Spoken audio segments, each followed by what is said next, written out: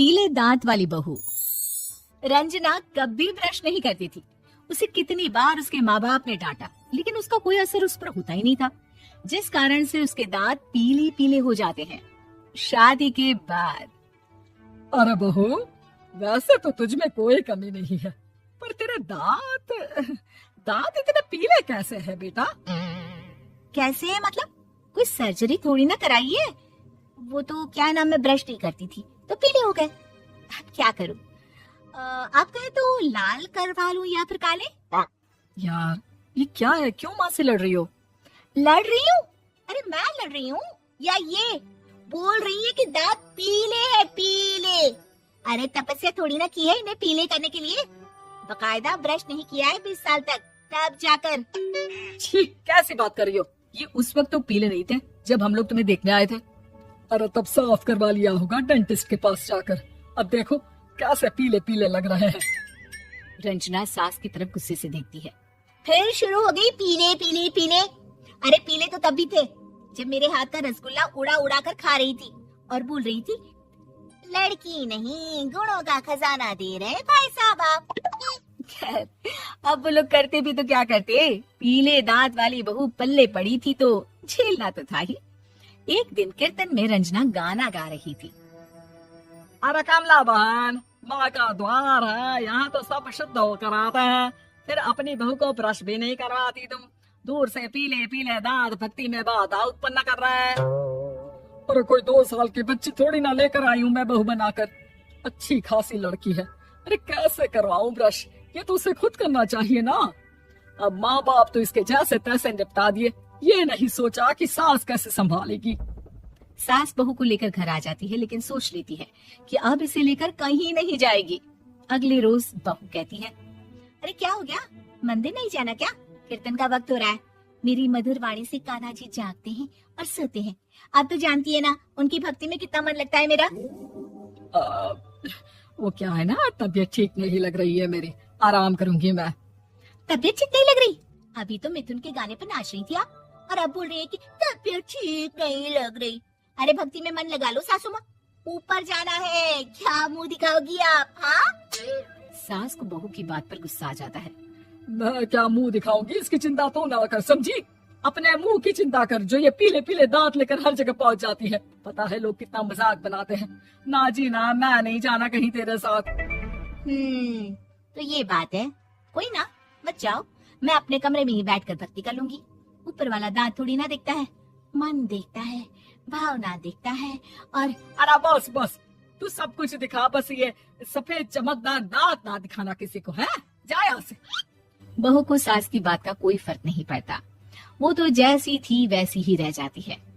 सुबह नहाकर किचन में खाना बनाना, फिर खाना खाना, कीर्तन भजन करना और सो जाना। एक दिन, माँ जी मैं सहेली के घर जा रही हूँ, शाम को लेट आऊंगी।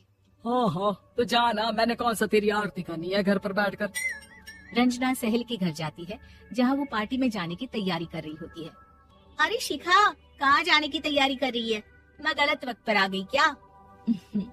अरे नहीं यार, उल्टा सही वक्त पर आई है।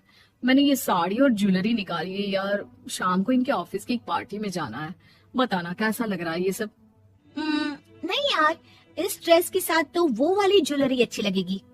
हाँ हाँ सही बोल रही है, मैंने ध्यान ही नहीं दिया। वैसे तो हमेशा से मस्त फैशन सेंस रखती है। तो बड़ा जाती होगी ना पति के साथ पार्टी में। रंजना कुछ नहीं बोलती, बस सोचती है कि यार काश ये बात सही हो जाती, पर मैं क्यों नहीं जाती पार्टी में? क्या इन लोगों की कोई पार्टी होती नहीं होगी? रंजना घर आती है और रात में पति से सवाल करती है, एक बात बताइए, आप मुझे किसी पार्टी में क्यों नहीं ले जाते? क्या आपके यहाँ ऑफिस में पार्टी नहीं होती? पति बेचारा क्या कहता कि दांत पीले हैं तुम्हारे इसलिए। अरे कोई पार्टी होती नहीं हम लोगों के ऑफिस में, तो कहाँ से लेकर जाऊं? और मार्केट, मॉल, कहीं वीकेंड घूमना, कहीं तो। अरे यार सारे हफ्ते में एक छुट्टी मिलती है, तो सोचता हूँ कि आराम ही कर लूं। क्यों? रंजना मन मार के रह जाती है। पहले कभी सास के साथ मंदिर जाया करती थी, लेकिन वो भी सास ने ले जाना बंद कर दिया। घर बैठी बैठी रंजना बोर हो जाती है। तभी उसे आइडिया आता है और वो मायके जाने का सोचती है। सासू माँ, 2 दिनों के लिए मम्मी के घर जा रही हूँ। अच्छा अच्छा ठीक है, आराम से जा। और हाँ, माँ से कुछ अच्छी आदत सीख कर आना कि कैसे शरीर के हर भाग की तरह दांतों की सफाई भी जरूरी होती है, समझी? शुरू हो गई ना आप। वो लोग आपकी तरह नहीं है कि छोटी छोटी बात का बतंगड़ बना दे। उन लोगों के लिए मैं मायने रखती हूँ, ना कि मेरे पीले पीले दांत। रंजना माँ को बिना बताए उन लोगों को सरप्राइज देती है, लेकिन जैसे ही वो दरवाजे पर पहुंचती है, अंदर देखती है कि घर वाले कहीं जा रहे होते हैं। अब माँ, काश रंजना दीदी के दांतों वाली प्रॉब्लम नहीं होती तो वो भी हम लोगों के साथ चलती ना बुआ जी की बेटी की शादी में। हाँ बेटा, लेकिन अब उसे कौन समझाए कि उसको उसके पीले दांत नहीं दिखते, लेकिन उसके आसपास के लोगों को कितना एम्बैरेसिंग फील कराते हैं। मुझे तो कितनी बार उसकी स्कूल की टीचर ने शिकायत की कि उसके साथ कोई लड़की बैठना भी नहीं चाहती, और ना ही कॉलेज में कोई उससे बात करना चाहता था। लेकिन पता नहीं क्यों उसे ये बात समझ में ही नहीं आती। कोई कमी नहीं है उस लड़की में, बस यही के दांत पीले हैं।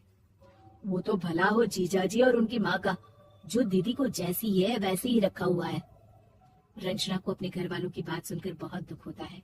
वो सोचती है कि वो क्या करे, लेकिन फिर वो सीधा डेंटिस्ट के पास जाती है, अपने दांत चमकाती है और कसम खाती है कि वो रोज ब्रश करेगी। और क्या हो गया, तुम तो 2 दिनों के लिए गई थी ना, पर कोई ना, अच्छा है, चलो आ गई तो। रंजना सास के सामने आकर खड़ी हो जाती है और पूरी स्माइल करती है, उसके चमकदार दांतों को दिखाती हुई। हैं? चले मंदिर। माँ, मुझे माफ कर दीजिए, मैंने आप लोगों को बहुत एम्बैरेसिंग फील करवाया। मैं आज से रोज ब्रश करूंगी।